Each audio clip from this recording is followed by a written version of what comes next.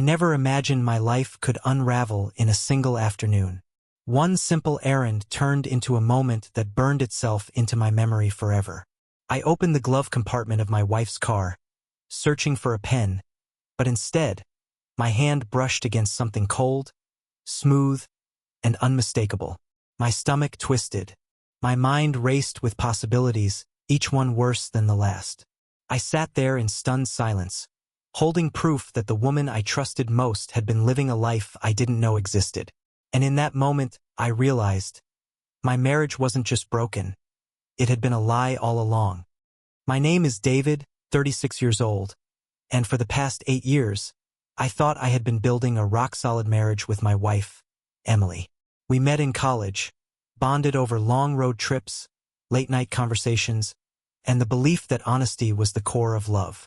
I worked long hours as a project manager in a construction firm while Emily ran her own small boutique.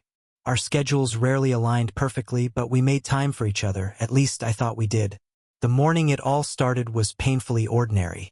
Emily asked me to drop off her car for a routine oil change while she attended a supplier meeting across town. I didn't think twice.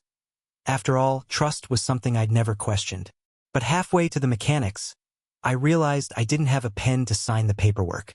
I reached over to the glove compartment, expecting to find one along with the insurance documents. That's when my fingers touched a small foil packet, hidden beneath some receipts and a folded scarf. I froze. My pulse pounded in my ears. Emily and I hadn't used protection in years, since we decided to try for a baby. The air in the car suddenly felt heavier, and I could feel my hands trembling. The rest of the drive blurred into autopilot, but my mind was anything but calm. Was there some logical explanation? Or was this the beginning of a truth I'd never wanted to face? The morning after I reviewed the footage, I sat at the kitchen table, my laptop open, and the video paused on a frame where Emily's lips were locked with his. She walked into the room, coffee mug in hand, and froze when she saw it. Her face drained of color. She opened her mouth to speak, but no sound came out. I didn't yell. I didn't demand answers. I simply slid the small foil packet across the table toward her. "I found this in your car," I said, my voice low but steady. "And now I know why." Tears welled up in her eyes, but I wasn't moved. Every memory we'd built felt tainted.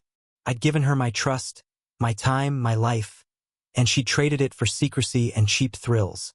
She tried to explain, mumbling something about feeling lonely, about wanting excitement. But none of it mattered. The damage was beyond repair. I stood, walked to the bedroom, and pulled out a suitcase. "You have until tonight," I said flatly. "I want you gone."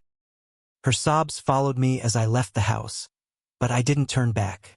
For the first time in years, my mind was clear, painfully clear. The divorce was finalized within 3 months.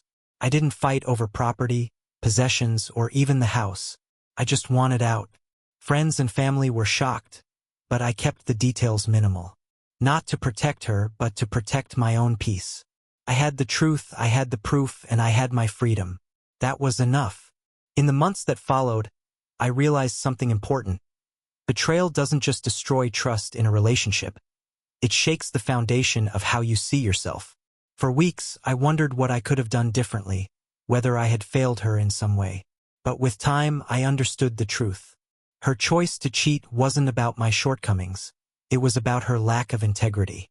Today, I live in a small apartment overlooking the city.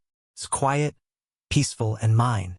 I cook my own meals, take long walks, and slowly rebuild the parts of myself that her betrayal had broken. Sometimes I still think about that day, the moment my hand touched that packet in the glove compartment. It was the worst day of my life, but also the beginning of a better one. Because here's the thing. Finding out the truth hurts, but living in a lie hurts more. And no matter how painful it is, walking away is always better than staying with someone who doesn't respect you.